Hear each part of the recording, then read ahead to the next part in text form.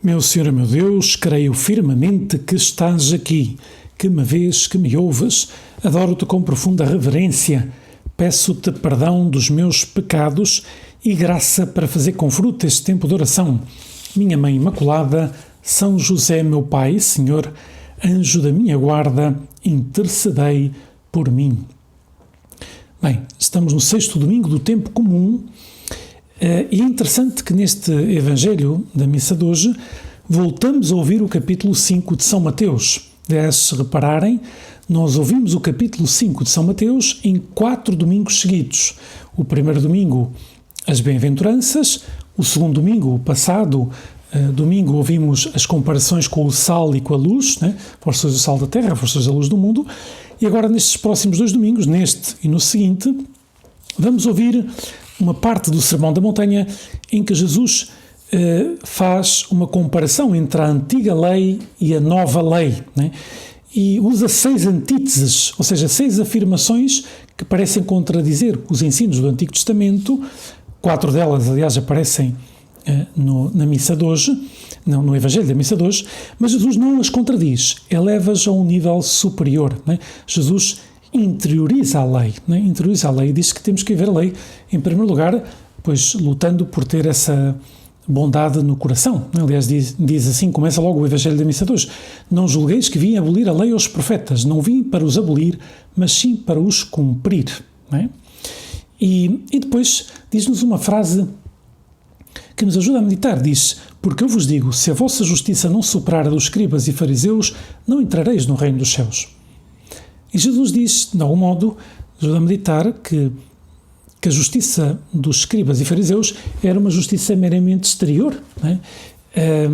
Que se contentava com exteriormente viver bem, mas tinha o coração longe de Deus. Aliás, nas 4 antíteses, Jesus falará disto, né? Falará: ouviste o que foi dito aos antigos?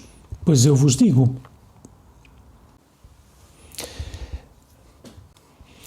A primeira antítese diz Jesus: ouviste o que foi dito aos antigos, não matarás, e quem matar será submetido a juízo do tribunal. Porém eu digo-vos, todo aquele que se irar contra o seu irmão será submetido ao juízo do tribunal. Ou seja, Jesus diz, é verdade que matar está mal, mas não basta não matar exteriormente. Não te podes irritar com o teu irmão interiormente. Não podes guardar ressentimentos dele, não podes desejar o mal a ele. Não é? E tudo isto, essa luta dá-se no teu coração, dá-se no coração de cada um de nós. Por isso, é no nosso coração que se dá a luta entre o bem e o mal, e é aí que temos que interiorizar a lei, porque os escribas e fariseus, e mesmo os israelitas que estão a ouvir, os judeus, viviam muitas vezes a lei, esta lei que conheciam, que era uma lei de Deus, pois viviam-na de um modo meramente exterior. E Jesus pede essas atitudes interiores, pede essa conversão do coração. Aliás, diz-nos exatamente isso, né? Que se vivemos as coisas de um modo meramente exterior, não entraremos no reino dos céus. Né? Temos que querer o bem, não simplesmente fazer o bem, mas querer o bem. E, por exemplo, em concreto, nos pede que não pensemos mal de ninguém, que não julguemos as pessoas, que ajudemos. Não é que não nos demos conta que esta pessoa se enganou, aquela outra, e podemos talvez corrigir e rezar pela pessoa, mas pensar mal, julgar, atirar pedras interiormente, né? Pois tudo isso vai contra, né, aquilo que Jesus nos diz aqui, né, que não podemos irar-nos contra o nosso irmão. Depois vem a segunda antítese, que fala dessa pureza de corpo e de mente. Diz assim: ouviste o que foi dito aos antigos, não cometerás adultério. Eu, porém, digo-vos, todo aquele que olhar para uma mulher cobiçando-a, já cometeu adultério com ela no seu coração. Ou seja, Jesus não diz simplesmente que o adultério é algo exterior, né? Que temos de ter o coração puro. Né? Não podemos permitir um olhar impuro, um desejo impuro. Aliás, depois desta antítese vêm palavras que, através de imagens, falam como é necessário lutar com radicalidade, né? Por ter o coração puro. Por isso, se o teu olho direito é para ti a ocasião de pecado, arranca-o e lança para longe de ti. E se a tua mão direita é para ti a ocasião de pecado, corta e lança para longe de ti. É evidente que Jesus não quer que cortemos a mão ou arranquemos o olho, mas nos está a dizer que se algo é para ti a ocasião de pecado, afasta-o com decisão. Afasta-o com decisão.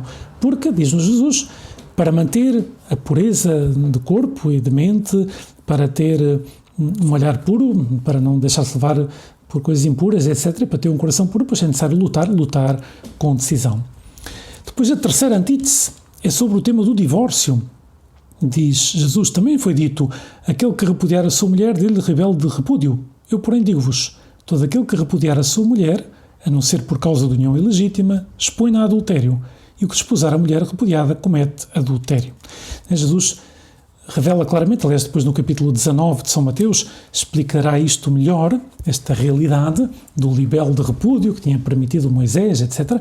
Mas Jesus revela claramente que o casamento é indissolúvel e que se porventura, pois não é possível a coabitação, eles não podem viver juntos porque há motivos graves, motivos graves para estarem separados, continuam casados, de tal modo que não podem estar com outra pessoa sem cometer adultério. São palavras claras, que a Igreja sempre o disse, de modo claro, pertence à doutrina da Igreja, assim, porque é a doutrina de Cristo, porque está revelada claramente aqui nas palavras de Jesus no Sermão da Montanha, e depois volto a dizer as palavras mais claras ainda no capítulo 19 de São Mateus. Então Jesus pede, não vivais a lei do modo meramente exterior, e mais, até diz que Moisés permitiu o libelo de repúdio por causa da dureza do vosso coração, mas no começo não foi assim, e Jesus então retifica. Diz que é preciso ter esse coração puro e é preciso voltar a acreditar que com a graça de Deus é possível viver esse casamento indissolúvel, preparando-se bem para o casamento e depois assumindo um compromisso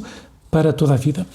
E depois a quarta antítese que vamos ouvir no Evangelho de hoje é o tema do juramento.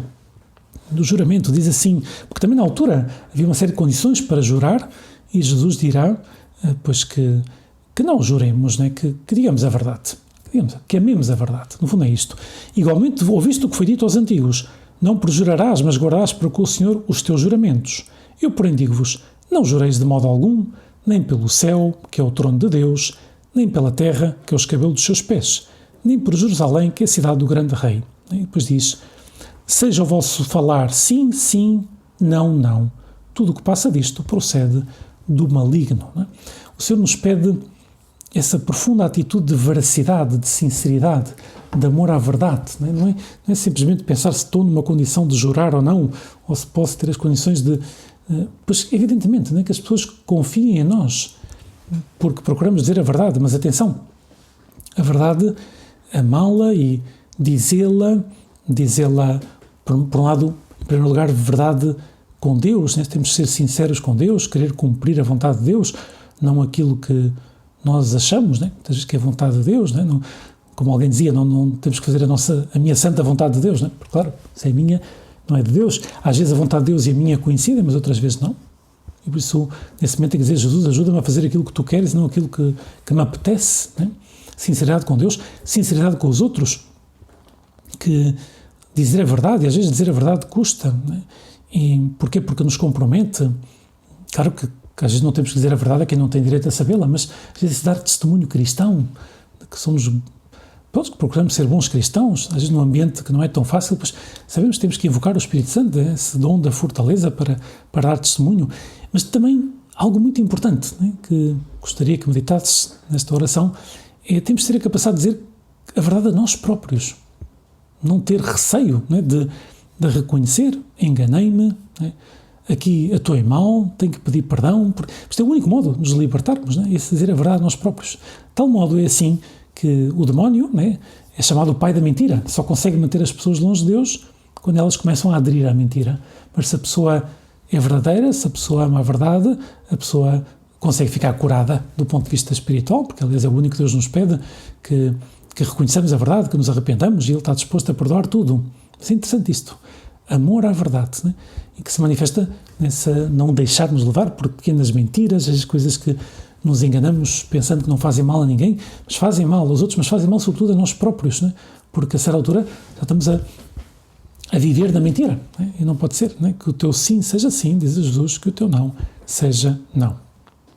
Bem, são 4 antíteses, para o domingo que vem ficam duas mais que não vão aparecer no Evangelho de hoje, mas eu gostaria de sugerir-te que lesses alguma vez o capítulo 5 de São Mateus seguido, para ver essa unidade que tem este capítulo, estas 4, aliás, que a Igreja nos apresentou em 4 domingos seguidos. Este é o terceiro, o próximo será a parte final deste capítulo número 5. Dou-te graças, meu Deus, pelos bons propósitos, afetos e inspirações que me comunicaste nesta meditação. Peço-te ajuda para os pôr em prática. Minha Mãe Imaculada, São José, meu Pai e Senhor, anjo da minha guarda, intercedei por mim.